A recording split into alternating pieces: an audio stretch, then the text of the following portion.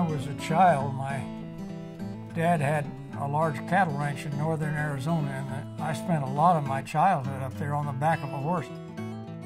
When school was out, I thought to go to the ranch and get on a horse was just like dying and going to heaven. Phoenix was a nice town, a small town. Everybody knew each other. It was a great place to grow up.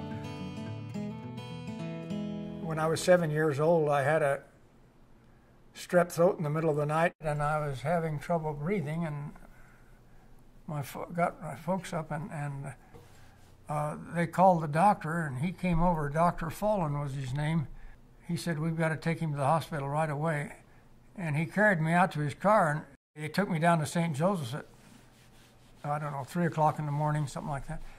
He wanted to do a tracheotomy. My throat was closing up here, and he wanted to, so they said, "What kind of anesthetic do you want to give him?" And he says, "We haven't got time. Hold him." So they held me, and he stuck a knife in my throat right there.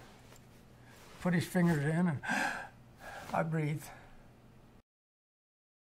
Our kids were born there. Our grandkids were born there. It is our family hospital, and there's no single reason why I support it. There's a variety of reasons. It's a remarkable story with that family, and I believe they are grateful patients, but more than that, they are part of us. So the Norton gift for St. Joseph's Hospital and Medical Center is transformational.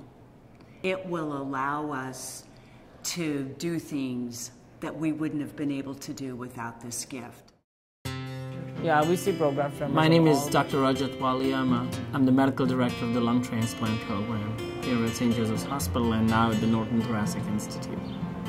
For me, it's a pleasure to work at St. Joe's Dignity Health. I came here in 2006. St. Joseph's Foundation helped us start the lung transplant program, and the foundation and the hospital have been extremely supportive in allowing the program to grow.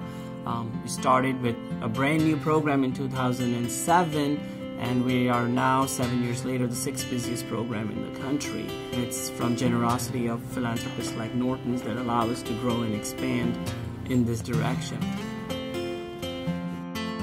Healthcare philanthropy is such that if we don't get $1 from this point forward, it's not that we'll send staff home and turn the lights off and shut the door, but what will happen is that some of these cutting-edge opportunities, technology, new programs, new initiatives, transformational opportunities, that's what will get hit. And so philanthropic support is so vital right now more than ever before. And what John and Doris Norton have done is create opportunity for growth, which otherwise is hard to come by these days. And in fact, the Norton's gift has helped us in other ways besides just the cardiothoracic division. We did an affiliation with Creighton Medical School out of Omaha, so they have funded scholars, they have funded creation of a manor for the students, and actually when this building was built where we're standing, they were able to fund what we call our healing garden. And it's a gorgeous place if patients are able to go to the garden, families, friends, visitors. So philanthropy gives us that boost that we need to be able to grow, do state-of-the-art research, bring new innovation to our community, and just recruit best-in-class healthcare providers. Institutions like St. Joseph's have an unquenchable thirst and need for money. I mean, they want to do so much good, and I feel like whatever I do for St. Joseph's is really for the community as a whole, and that I could not put my money in a better place.